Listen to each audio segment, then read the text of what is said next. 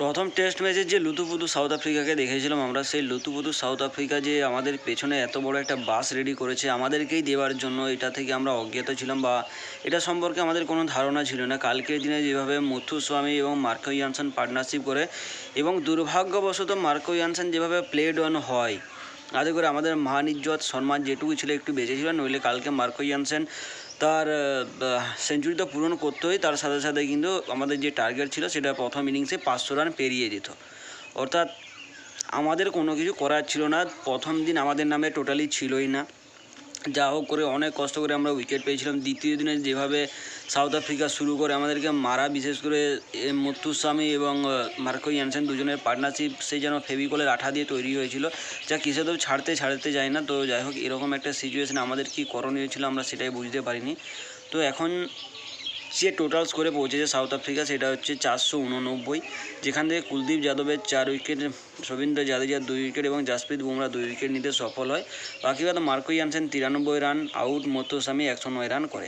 তো কাল team India টেস্টের পাশাপাশি টিম ইন্ডিয়া সাউথ আফ্রিকার এগেনস্টে যে ওডিআই সিরিজ ছিল তার প্লেয়ার লিস্ট অ্যানাউন্স করে দিয়েছে এবং সেখানে ক্যাপ্টেন হিসেবে আমরা পাচ্ছি কেএল রাহুলকে, এবং কেএল রাহুলের সাথে সাথে আমরা মোহাম্মদ সিরাজকে হারিয়ে ফেলেছি এবং তার বদলে আমরা পেয়েছি কিন্তু হর্ষিত রানাকে। তো আমরা যদি একবার স্কোয়াডের দিকে চোখ বলে, তো সেখানে রয়েছে নাম্বার 1 রোহিত শর্মা, নাম্বার 2 যশস্বী জয়সওয়াল, 3 নম্বরে বিরাট কোহলি, 4 নম্বরে তিলক বর্মা, 5 নম্বরে ক্যাপ্টেন কেএল রাহুল, 6 নম্বরে উইকেট কিপার ঋষভ পান্ট, 7 রয়েছে ওয়াশিংটন সুন্দর, 8 রবীন্দ্র জাদেজা, 9 কুলদীপ যাদব, 10 নীতিশ কুমার রেড্ডি এবং 11 নম্বরে হর্ষিত রানা। তারপরে স্থান পেয়েছে ভারতের ঋতুরাজ গায়কোয়াড়, যে দীর্ঘ কয়েক বছর প্রতীক্ষার পর চান্স পেয়েছে।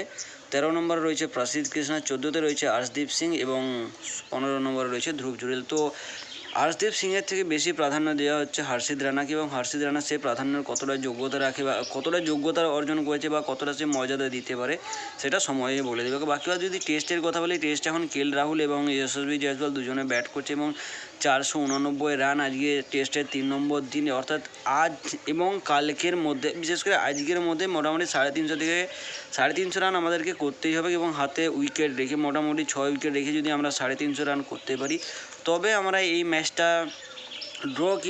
ড্র করারই কথা এখন আমাদেরকে ভাবতে হবে। কারণ সাউথ আফ্রিকা যে রানটা আমাদের এগেনস্টে টার্গেট দিয়েছে, তাতে করে এই রানটা আজকের দিনে তো টোটাল সম্পূর্ণ করে দেওয়া, অর্থাৎ টোটালটা ম্যাচ করে দেওয়া অসম্ভব রকমের একটা কাজ যেটা আমাদের কাছে দিয়েছে সাউথ আফ্রিকা। বাকি বাদ কত কী হবে আমি জানি না, এই টেস্ট ম্যাচ নিয়ে আমি কোনো শিওর না।